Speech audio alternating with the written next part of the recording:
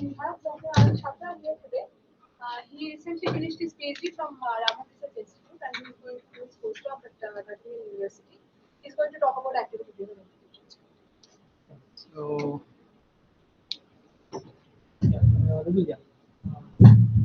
so thanks, Luna, for the introduction and invitation, and also the warm hospitality for every time I keep visiting here. And today I'll talk about activity-driven energy transport, and yeah, what this activity-driven and what are the transport properties I'm looking at would be clear as I go along in this talk. And this talk is basically based on these three papers. I'll be mainly focusing on the middle paper with bits of this one and the last one. And this is some work. This entire thing is some work jointly done with Una and Ritik here. Okay, so the plan for the talk is I'll introduce transport, and then I'll basically talk first about the more familiar form of transport, which is the thermal transport, and the reservoirs and the models that are typically used in these transports. And then I'll jump and introduce active particles, and then I'll introduce how to model active reservoirs, and then go on to discuss a simple setup, how to study an energy transport driven by these active reservoirs, and then the transport properties which I'm interested in. Well, let's begin. And so, thermal transport. So basically, that's the most familiar form of transport we know about from our school days. So basically, if you have a hotter object and a colder object, and you connect it by means of some conductor, then heat flows or energy flows from the hotter side to the colder side.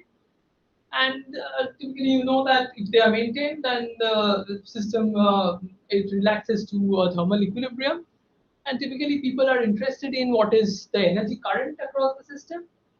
And there's this empirical Fourier's law that we know about from a long time, and whether this Fourier's law can be verified, or what is the temperature profile along the length of the conductor, and the different fluctuations in the different physical quantities. So typically, how to study these kinds of systems or these kinds of transport is you take a system and you connect it to two of these reservoirs, a hot reservoir and a cold reservoir. And this system is typically a Hamiltonian system where there is no dissipation or no energy induction or anything. And how do you model these thermal reservoirs? Is basically you add to the Newton's equation of motion of the end particles, you add two forces, one a dissipative force and a random force. And to make sure that these reservoirs are equilibrium at a particular temperature T, what you need is that each of these reservoirs, in each of these equations, the dissipation and the random force are related by the fluctuation dissipation theorem, which is this following relation, that the correlations of the fluctuating part is basically related to the this dissipation kernel here. And one of the earliest, simplest setups in which people have studied thermal transport is this model called the RLL model. It was first started in 1967, where you had this one-dimensional chain of harmonic oscillators, and you connect the end particles to two thermal reservoirs at different temperatures. And how do you model the simplest form of a thermal reservoir is where the dissipation kernel, which I showed in the previous slide, this becomes a delta function, and the noises, the random forces are basically delta correlated noises. And what people found here was that the Fourier's law was not valid in one dimension, and the stationary state was Gaussian. And in the stationary state, in this non-equilibrium stationary state, an energy current flows, which is proportional to the temperature difference at the two ends of the reservoir, and each oscillator is at a local equilibrium with a local temperature, which is in the stationary state, which is just the arithmetic mean of the temperatures at the two ends of the conductor. And the temperature profile along the bulk is flat. So there's no variation of temperature along the length of the system. So yeah, the current is still the gradient, is proportional to the Right.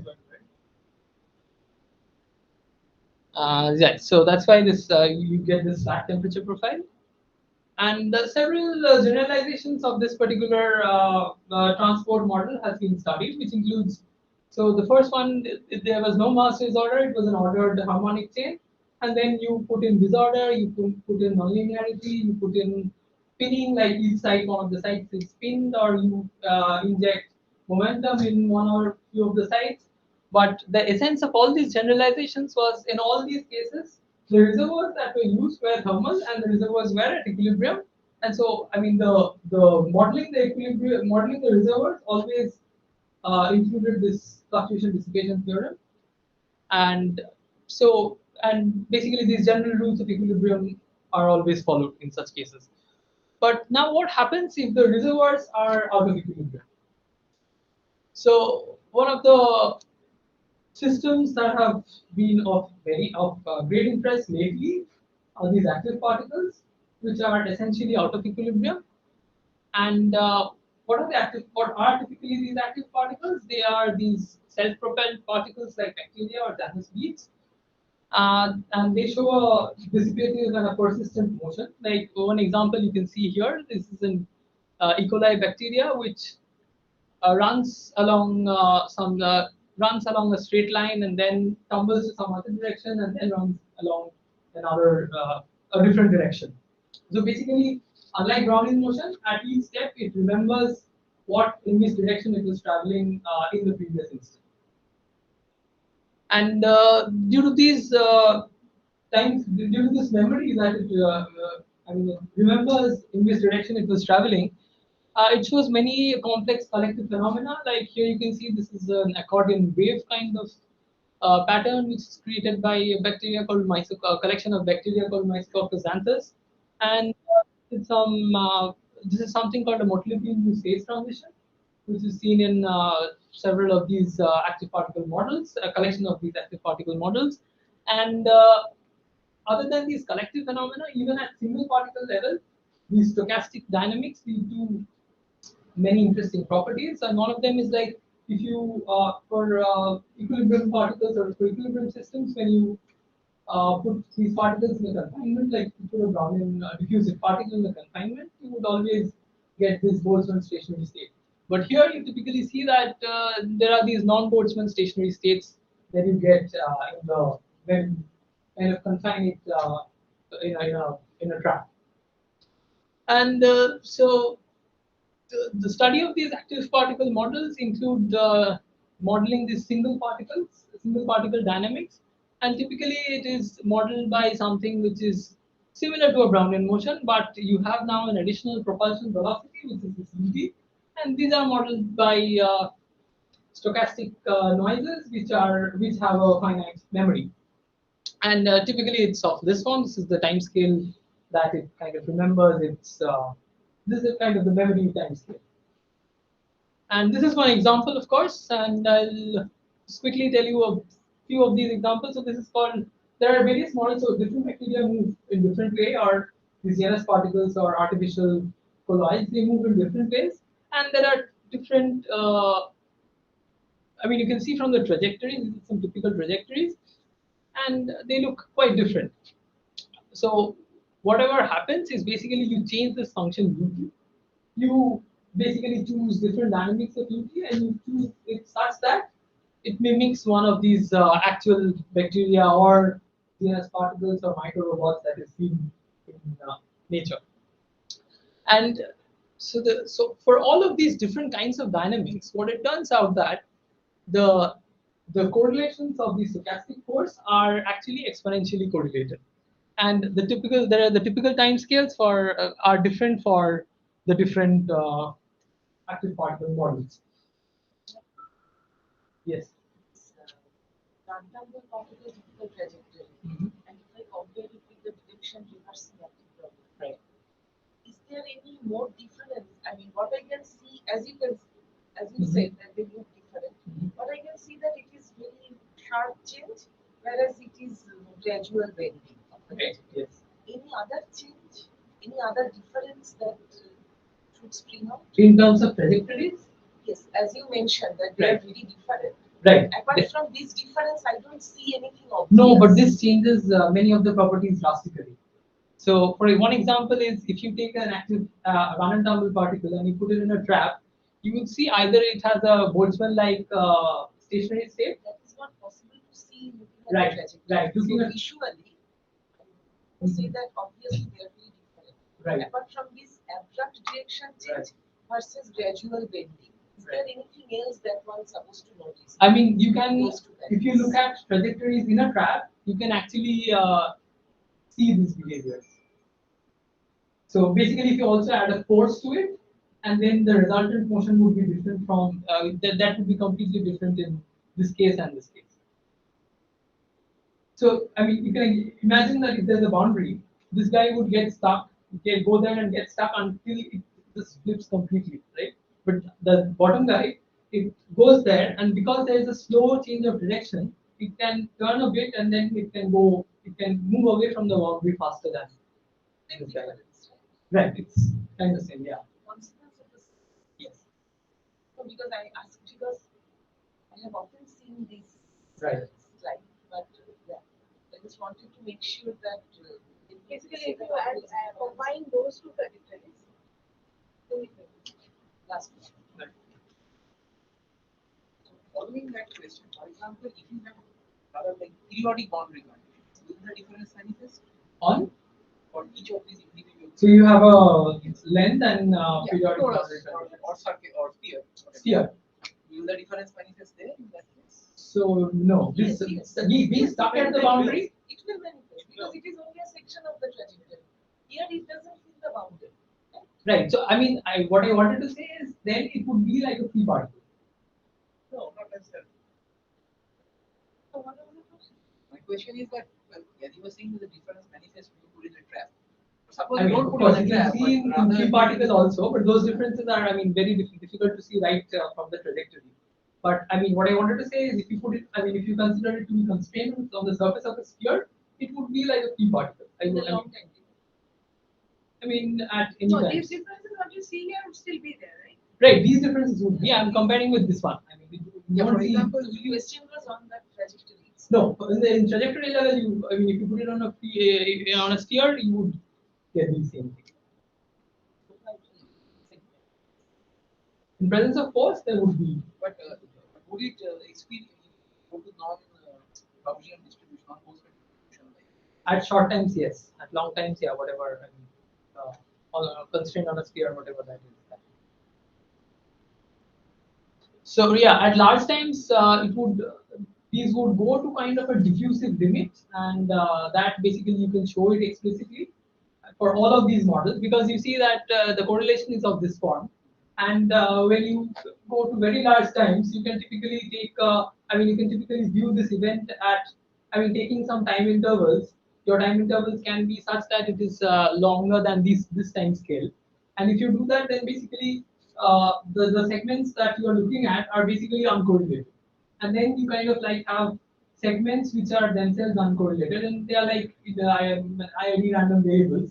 And so basically you get this kind of typical diffusive difference.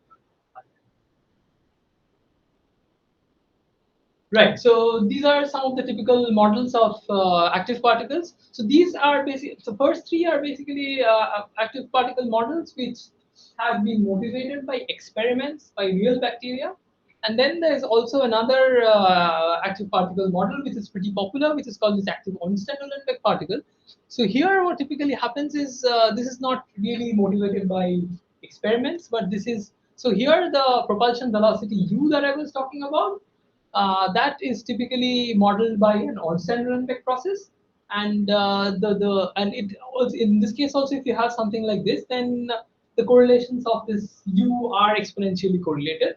But the advantageous factor here is that it's an equation. This combined with x dot equal to u, these are linear equations in Gaussian white noise. So then you basically know the joint distribution immediately of x and u.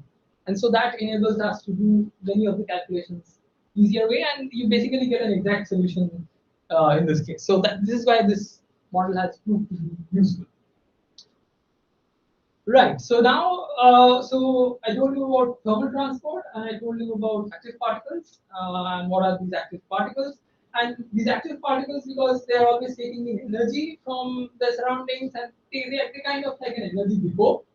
And then it's kind of obvious to ask this question that instead of thermal reservoirs, if you have non-equilibrium reservoirs, in particular like active reservoirs, and then you have some kind of conductor which by which you connect these two, and then what is the energy, and of course these two, the activities of these two reservoirs will be different, then what is the energy that would go from one end to the other, and how to characterize that, how to study that.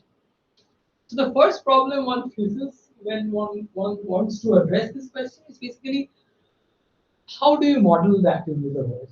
So for thermal reservoirs, we knew that there are equilibrium rules that you can just to model these leads, you can just add two forces. One is dissipative and one is fluctuating part, and they have to satisfy this fluctuation dissipation theorem.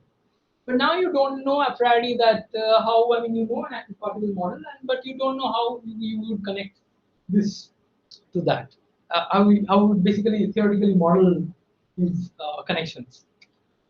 So what people typically do in this case is they to understand the behavior of this active reservoir. So what people do is they put four particles in these active, say in some active media, and they do these microreology studies, which can be different. There are different kinds of microreology that one can do, and basically they look at the observable the tracks or the different observables of this probe particle immersed in this non-equilibrium active medium, and they infer properties of the active reservoir from that. So many experimental and numerical work has been done in on this ground, and people have obtained some results on what are the behaviors of these active particles. So, and theoretical works mainly use some phenomenological models to which reproduce some of these effects seen in the experiments. And I'll talk about here. What I'll talk about first is a model of active reservoir, as a very simple model of active reservoir, and it will lead us to how to model the active reservoirs in a way. So this is typically how a probe particle immersed in an active medium, and you have a complex interaction. But now I simplify it in a way that there is one probe particle, and it is connected to many active particles by harmonic springs, and these active particles themselves are not talking to each other. So it's a non-interacting bath of active particles, which is linearly coupled to a probe. And then you have then this active particles, which are these shaded blue particles, are modeled in a way that I showed in the previous slide, like using the microscopic dynamics of active particles. And so basically, if you see this y dot equal to zeta, this is exactly the kind of equation I showed in the last two slides. And then you basically add this interaction term, which is a spring force. And since these equations are linear, what you can do is you can exactly integrate out this y degrees of freedom, and you can find an effective equation of motion for this probe, which is this red particle. And if you simplify it, the equation of motion for this red particle is basically a generalized Lanzava equation, which where you have a memory kernel and an effective noise. The memory kernel looks like it's exponential, exponentially decaying. It has this form, and you get an effective noise, which is also of the convolution form. And this is the basically this is the the noise of the individual active particles. And you can calculate the correlation of this effective noise, and what you see is you get something like this. So the first term is basically like the equilibrium like term, and this red term is basically the violation of the basically this gives you the violation of the fluctuation dissipation theorem, where so if you just had equilibrium, you would have something like the first term only with an effective temperature in place of this tau, and then in addition here you now have this violation term which is in red, right? And What is right. the V0 for equilibrium test? You have this curly TI. Right. The VC, so that already appears in the equilibrium vector. Right. So the V0 like term is this one. So this is the effective temperature. When you don't have when you don't have activity, Right. what happens to that term? By don't have activity, there's no thermal noise also here. So then it's just No noise at all. right. Then it's just deterministic. So, so there are two. I mean, so with this now, typically, so the idea in this topic would be to just look at two different limits. One is the small activity limit, where you have this alpha is very large. So whatever the changes are happening, it's happening very fast, and the typical time scale, typical memory time scale is very small, which is this alpha, which is actually given by alpha inverse. It's very small, and then you get basically an diffusive like behavior of these active environmental particles, and then you end up getting an equilibrium like fluctuation dissipation theorem with an effective temperature which is given by this. On the other hand, you can also probe into a strong coupling or large activity limit, which are basically the same limits, and where you what you get is this memory kernel now reduces to a delta function, and so you now get the damping is proportional to the instantaneous velocity, and you get an effective noise which has a correlation of this form. So if you look at this equation closely, it basically is similar. The equation similar to the active particle equations that I showed. Only now you have an inertial term which is taken into account by the mass of the probe. And interestingly, this particular limit, which comes out directly in this model, I mean, it has been observed. It has been this kind of model has been used in many experimental studies to capture the different things seen in experiments. And also, this has been used in many of the phenomenological models of active reservoirs. It's been used as a starting point of many of these phenomenological studies. Another important thing is like this could be useful for recording trajectories of single active particles, because one problem with experiments with active particles is that these are bacteria, in this case it's die fast.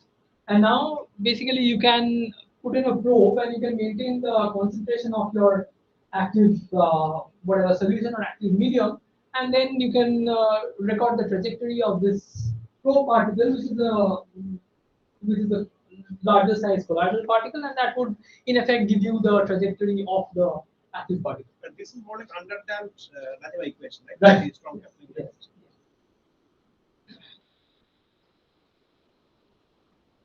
Right.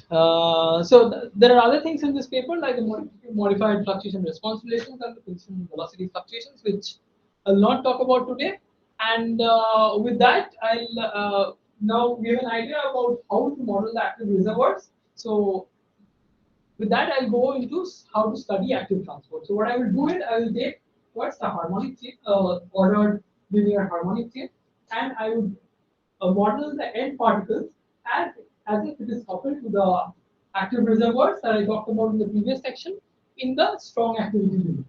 Okay, and that's why so the end and the oscillators at the bulk would just be a follow Newton's equation of motion. So that is just this.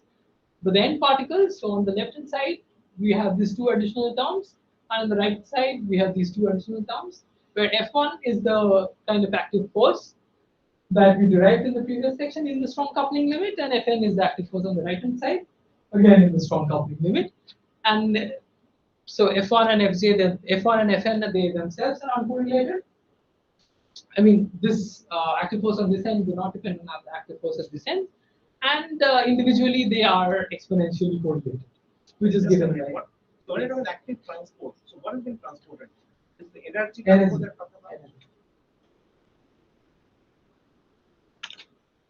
I'll come to it.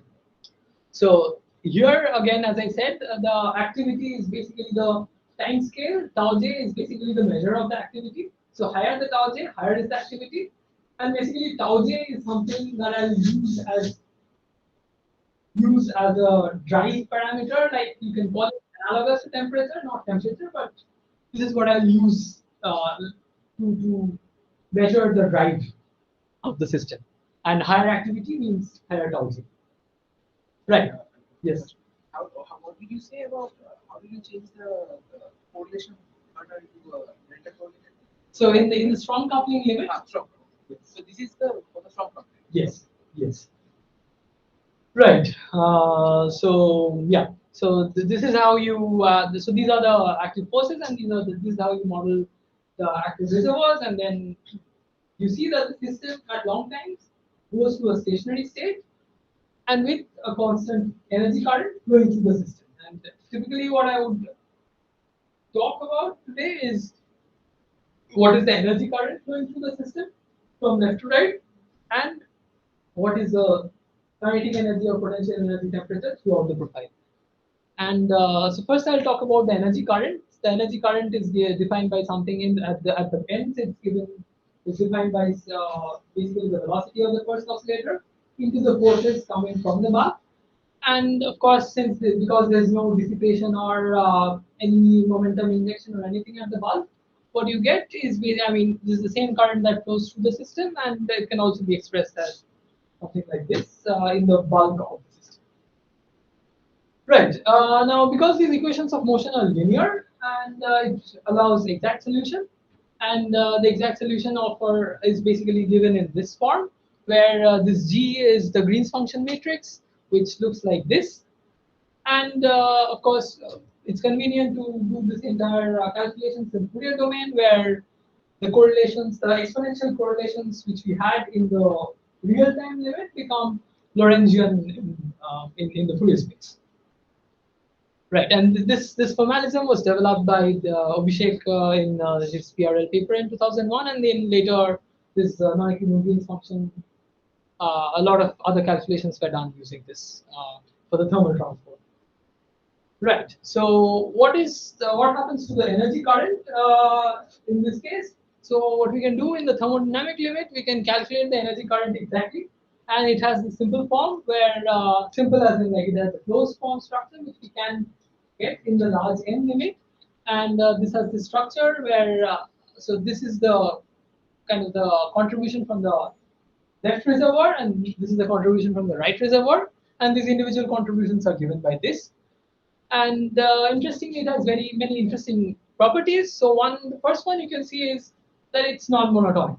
So what this curve says is basically I fix the activity of one of the reservoirs. So I fix the activity of the left reservoir, and I change the activity of the right reservoir. Okay. And what you see is that as I change the activity of the one of the reservoirs, so what happens? The energy current increases at first, then hits a maxima, and then comes down again. This when it's coming down, it's like you are increasing the energy drive, and but the current you are getting is less. So this is something which is called a negative differential conductivity, and this effect is very not very occurs very rarely in physical systems. But even here, and you get this in systems where you have seen this in systems with physical obstacles or very high nonlinearities and so on. But this presence of this active force somehow renders this effect in a very simple linear setup as well. So, trying to investigate the origin of this negative differential conductivity, what we found is that if we go some steps backward in the calculation and we look at the energy current, so we have something like an active Landauer formula, which looks like this. So the blue part is the system spectrum, and the red part is the individual red parts are the reservoir, is the difference in the reservoir spectrum of the two reservoirs. So that's basically the drive kind of. And if you look at this, the blue part is in the frequency domain. It's peaked at two characteristic frequencies, which is square root of k by m. And the system, each of these system spectra have a peak at the origin. These are Lorentzians, and they have a peak at the origin. And the current actually is given by an overlap integral of these two. And if you actually plot the overlap, which is on the right hand side, you would see, and if you vary tau, you would see that this overlap changes non-monotonically. And this, in effect, gives rise to the non-monotonicity of the energy current itself. Right. So another another interesting thing that you observe in the current is basically there are two current reversal points. So of course, even in thermal transport, you would expect there's one point of zero current where the temperatures are same. So here also you get an analogous point, which are these unmarked points. So where the activities of both the reservoirs are same, and then you expect that there is no drive, so there will be no current. And of course, there is no current. But again, there is another point which are marked by these red dots, where the the tau 1 minus tau n is non-zero, but still you don't get any current. So that is very non-trivial, and we don't know really why that is the case. I mean, why we get a point of zero current physically, but I mean, you can think it of like the current is basically contribution from both two reservoirs, and like there is a one winning reservoir, so that's why you get like the two. You mentioned it also. Right. My concern what was tau one and tau n. Okay, so tau 1 and tau n are basically my measures of activity of the reservoir. So it's a quantity which is analogous to the temperature, but don't think it of like the temperature. It's the autocorrelation time. Yes. The left and right. Yes. Yes. Why tau 1 and tau n? Why not tau n, tau r? Oh no, I've connected to only the two ends. I've connected to only the ends. So the in between the entire system is energy conserving. Okay. You should have got this tau Energy. 0 and tau n plus 1. The energy is transported from what to what end? Like from 1 to n or n to 1? That is. I mean that depends on the sign of the current. Here I defined it to 1 to n. One One to to n. So in that the maximum tau m, Mhm. the tau 1 is for what? Where is the maximum? So the maxima is some complicated. I mean, it depends on the values of n, gamma, k. What is the so you have such a maximum? You have some scale, of course, right? Time scale. Right? What is the time scale related to? So the particular value of No, not the value, right? Like, is tau m the point where tau 1 equal to tau n? Maybe not. no. So at tau 1 equal to tau n, there is no current because there is no yes, drive. yes, Right. It is the temperature like this. Right. Yeah. So what is setting the scale for tau m? The tau m itself is a time scale. So right. I mean, what I'm interested in specifically is the drive in which it goes to a maxima, and so it depends on the system parameters, the parameters of the system, so that is m, gamma, and these things, or k for that matter, the spring constants, and the exact dependence is kind of non-trivial, and you cannot extract a single like a time scale or something.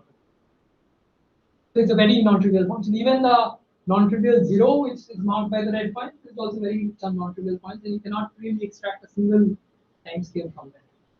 So in this scale, where is tau n? Tau? Tau n. No. So what I do here is I fix tau n.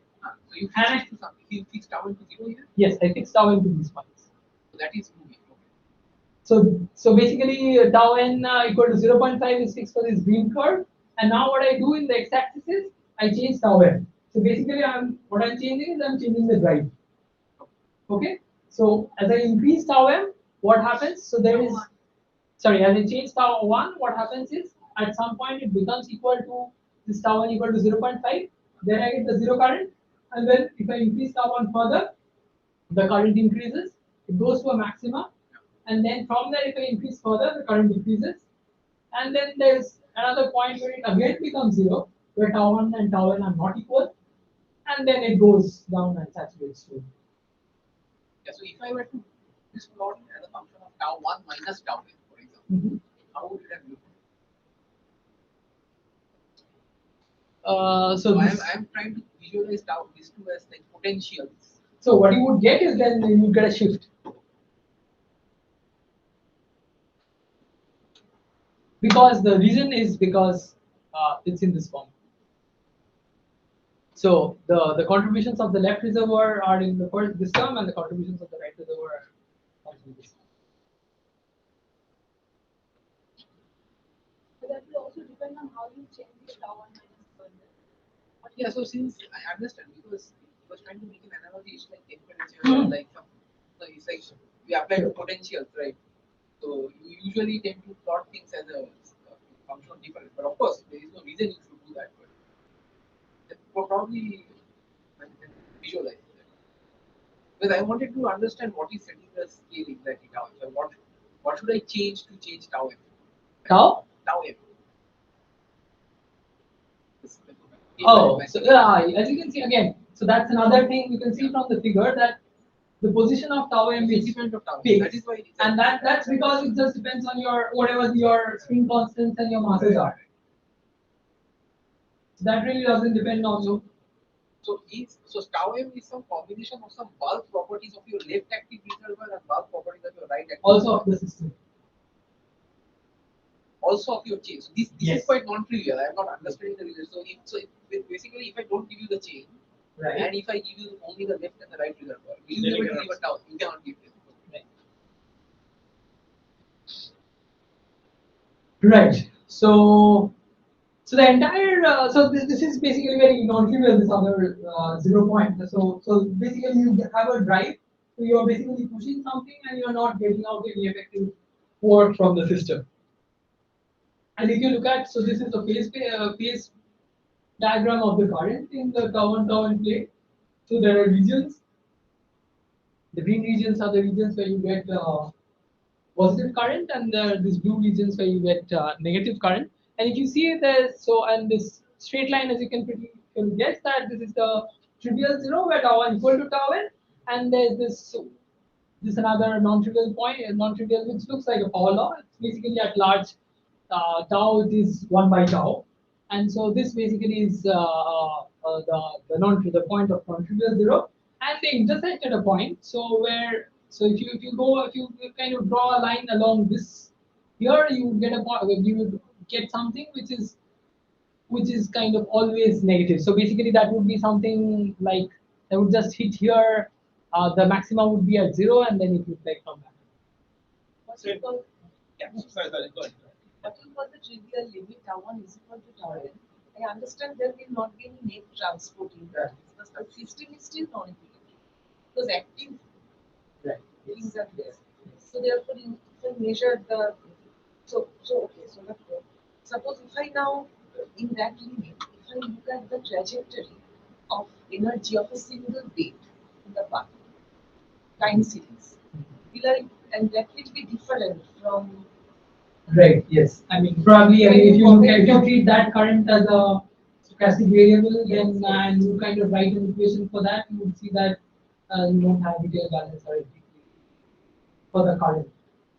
I mean, you have a time series for the current, right? And then no, I understand there won't be any net current. But Right. suppose the energy, instantaneous energy of one bit somewhere in the path, that will be very different from if it was a thermal right. Yes. reservoir. Yes. That I'll come to. Oh, you will show that. I'll show some current distributions.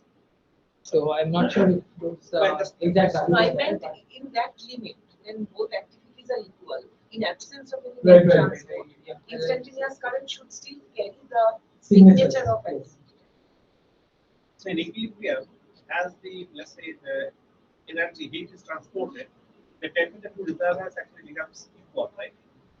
So in anything analogous happens here. Okay. So this non-trivial zero, this is unique or It changes. It changes with the mark property. It depends on the mark property. It's again a non-trivial function. It depends on the mass, on the spin constant, and also on the particular value of tau. I mean, the tau you are changing. Right. And this no current reversal point, it turns out if you look at it in 2D, and this is actually a saddle point. Right. So now the other interesting observable that you want to understand is the average kinetic temperature profile, and why is this very interesting? Is because in equilibrium you know that the average kinetic energy would give you the actual local temperature kind of at that point. So that's why we were interested in looking at how the average kinetic energy temperature profile behaves.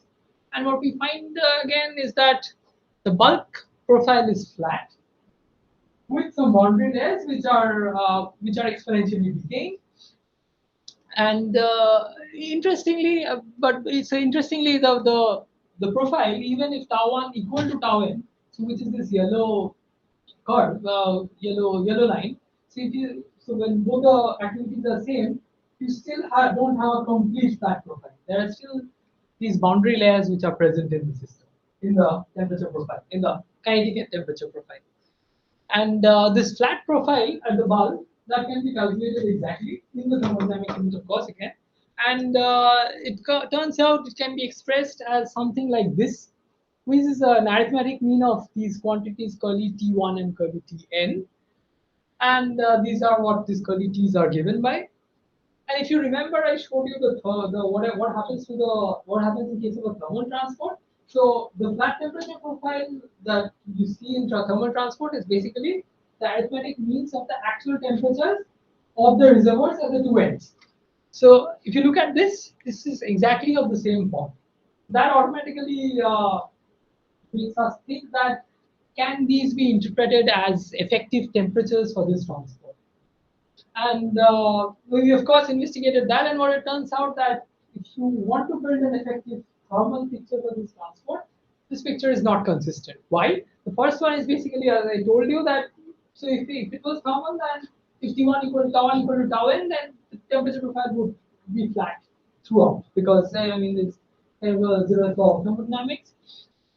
That's one, and then of course if you kind of think of these as effective temperatures for this transport, then you know what happens in the thermal case. So you have this, and then when you use these temperatures in the expression for thermal transport as effective temperatures, what you get is that the thermal current and the actual thermal active current and the current which you get from this effective thermal behavior are in general never the same. However, at very small activity limit, you get an effective thermal picture when both the activity of both the reservoirs have to be small, and then you get an effective thermal picture where you see that the dashed line and the solid lines they overlap. So that is kind of one thermal limit of the system, but in effect there is no consistent effective temperature picture for this transport. Right, and then we can also define the potential energy at each of these bonds, and basically that's something given by these expressions. And so that also shows a flat profile, and if you compare it with the kinetic temperature profile, then you see that at the bulk they are the same, which indicates an equipartition of energy, that the equipartition of energy holds in the bulk, but at the boundaries you see that they are not the same. So one is, as you can see,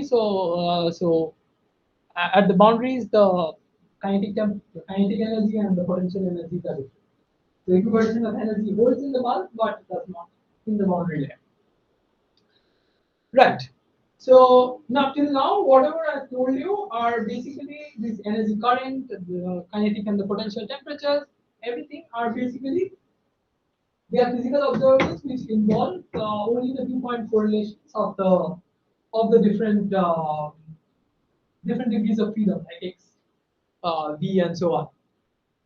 And so because there's this 2-point correlations, they depend only on the 2-point correlations of the stochastic force or the stochastic active drive, and so that's why these are universal properties for any active particle model that you take. So what I mean by that is, if my bath is composed, the energy current and the kinetic and the potential energy temperature all would have these same properties, irrespective of whether the bath is made of Brownian thermal particles or active Brownian particles or is direction reversing active Brownian particles.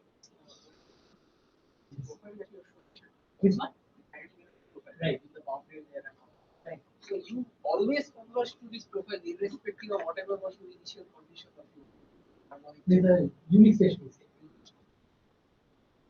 But you can prove that? Yes. So we can calculate this exactly. That's the consequence of the linearity, or what's the? No, because these are not changing. So that's why you have. But these are not formalized. Only speaking about formalizing objects, right? Not normalizing objects, but The system is So I agree. Why unique steady state?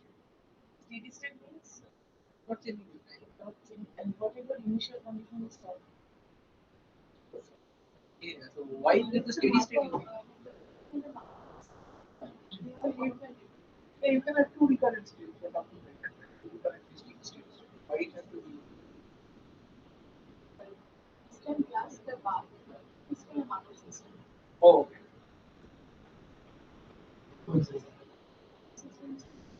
But it's not. It's not ergodic, right? Or, inside body. so that will guarantee the steady state. See everything only, but I'm guaranteeing the. I think showing ergodic is also. Yeah, that's what I'm saying. So yeah. What guarantee the. But yeah, I mean, it doesn't really give me like which positions of phase space would not be covered. Yeah, so that's what I'm saying. So, Because there is a linear chain also it can go in. So. yeah, so for example, if it were a non-linear chain, then again there would be basics of attraction of all those things which will not connect them in the same. If you took physical barriers or something, then it might. In this case, it's good. Right. So where was I? So yeah, I think this I said. Yeah. So right. So whatever the properties of the observables I told you till now, they are basically some combinations of different 2-point correlations, and thus, I mean, all these properties, these energy, these transport properties, you would see in a chain irrespective of whatever kind of active particles your bath is made up of. So where are the specific signatures of this active force? So to see that, we basically also looked at the higher order fluctuations, that is going beyond the physical quantities which involve only the 2-point correlations. So and firstly, so we looked at this velocity distribution. So again, I'll come back to AOUP again here because, as I said, AOUP is the simplest model where the equations are linear in Gaussian white noises, and then that's why you know the stationary state immediately, which is a multiplicated Gaussian.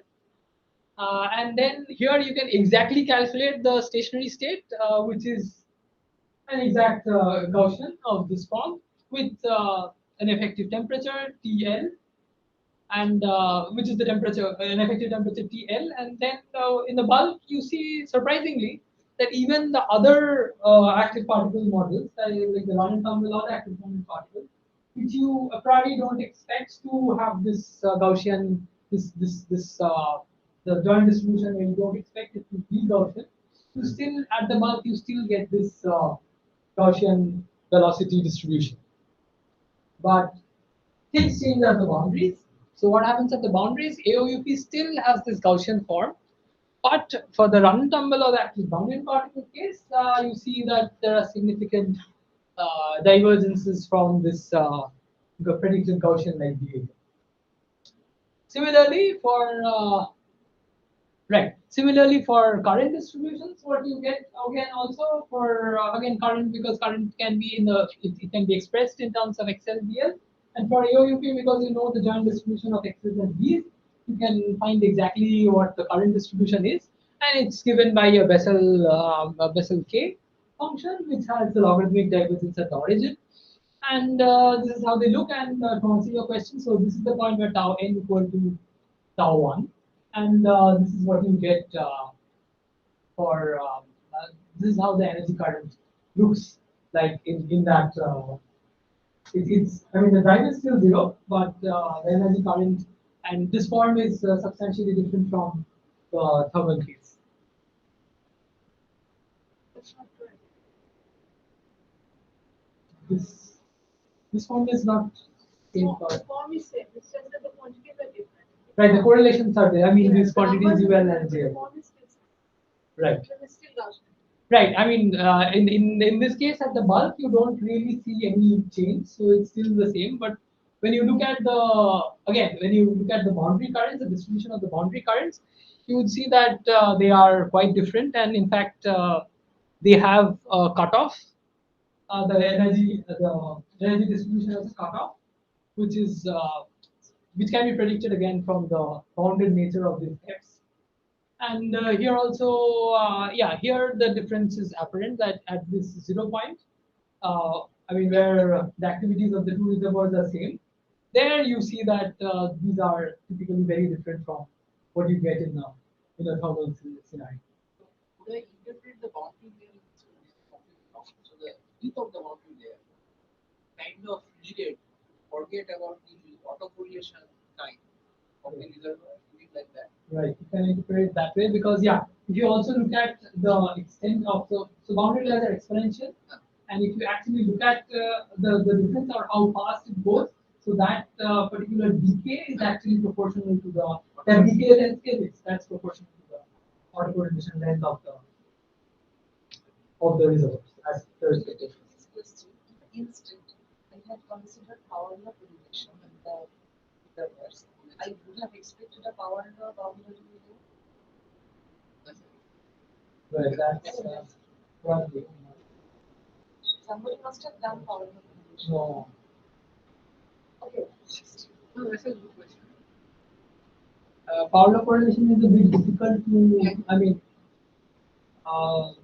like see in these kinds of systems. First of all, and, yeah, it's also difficult to deal with power laws, exact calculations, and so on. But another question would be like, of course, if you use probably in the normal equation case, this would be what the heat equation. The current will follow heat equation, right? Right. So right now it's following heat equation in the bulk, if I'm not mistaken.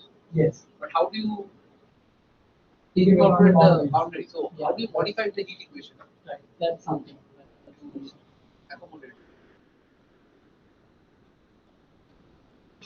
Right. So the boundary layer shows typical signatures of activity. Even when the activities are same, you can see the shapes of these distributions are quite different from whatever the usual expected form is. And with that, I'll come to the summary, and I basically spoke about simple analytical model of I showed you how to model simply the dynamics of a probe in an active medium, and then setups to study the energy transport in the driven by activity, and then the energy current shows two non-trivial properties.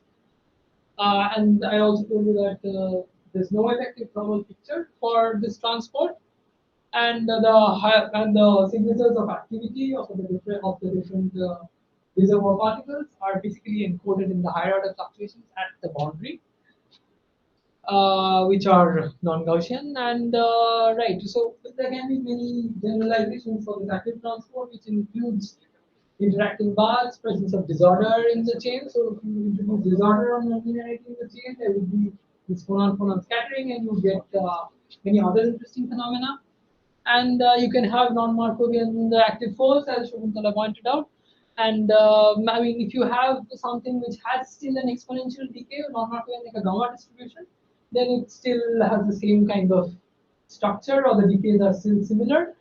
Yeah, so there's something we are doing which is an active Rubin bath. So, and of course, in all these, mostly all of these, so what we have seen that, including any of these generalizations, the non-monotonicity or the additional current reversals, none of them can be killed,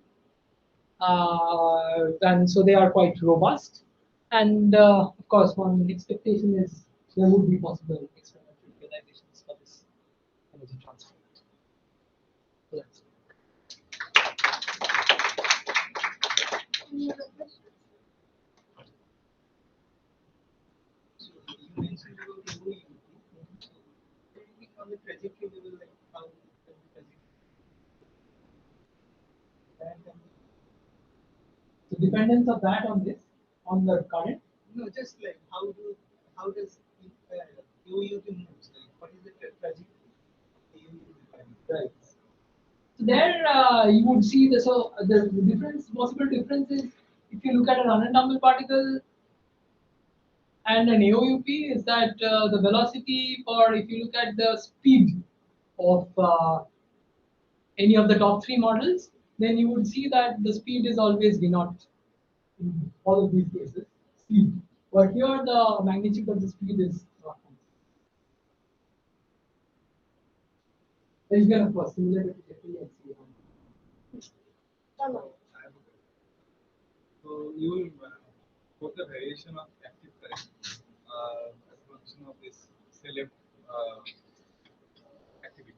I mean activity of the left party, keeping the right one response. So if the tau n is set to zero, then will there be any current? Yes. How I mean, So there's nothing. So there's kind of people think that the energy will be pumped from one end, and there's just some infinite reservoir sink at the other end. but on the particle level, so I mean if tau n is zero, say, then tau one is still very high. So up to time tau one, so you are injecting particle. I mean, so you are injecting particle rightward, I mean, energy towards right. So you pushing all the particles towards right. And But then if you just think of it like a round number, other right? Yeah, So yeah. these are this can go this way and this way. no, that's what I'm saying. So for up to time tau, so it will move along positively. Right. So it is pushing all the particles. Then for the next interval, it will pull off all the particles. So will there be net currents? That's what I mean. Right, the net current is here. Because I mean this is not like equal intervals also, right? Right. That's, I mean, yeah. Okay, I mean that's also clear from if you look at the mathematically if you look at the situation. So you just put tau one of these taus to zero, so one of these just becomes zero, one of the components. So this goes to zero, one of these terms. Yeah, this goes to zero and tau goes to zero, tau going to zero, and tau going to infinity. These are these ones. So if I have, if you are you paying the same cost for having the 0 and non-zero current? I mean, if I want to see in terms of power or that kind of thing in active bath, and that's the current is flowing and that is like the voltage, and I want to calculate the power of the whole system. So when we are getting the zero current and non-zero current, which one is more effective, or can we say this one is more power efficient? Right, or probably that kind of that's not pretty easy to say from here, but you have to find these cost functions on the entropy or something like that. And how do you define that is also a question. So probably, yeah, I don't think we can answer this from this analysis. But that's a good point. I have one question related to your first one. So when you said to this Fourier from breakdown, Yeah. so in that kind of a setup, can you restore Fourier for someone? Yes. Yes. So that's what you do using these self-consistent reservoirs. Then it's not very clear, but You can restore. Yeah, There is some way. yeah. So also, if you use spinning and enharmonic. Right. Also, that's yeah. Exactly. Oh, anharmonicity can. Enharmonic Enharmonicity and pinning, I think, in a specific way, right? enharmonic spinning, I think. Right, but yeah. Not a, if the system is the conducting system has the enharmonic spinning and some sort of result. So basically, you have to keep integrals of motion inside the function. That's how. And what's the effect of dimensionality in your model? I mean, Right, that's something again you can't say from here because dimensionality is important in the company. So you get Fourier's law in 3D. 2D also Fourier's law you don't get. But yeah, dimensionality is something we cannot probably answer. there is a numerical simulations performed. And-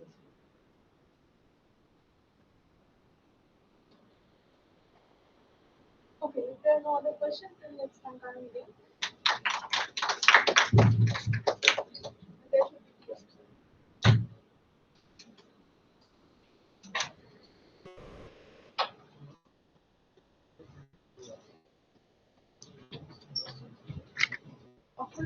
Ah. Are you around?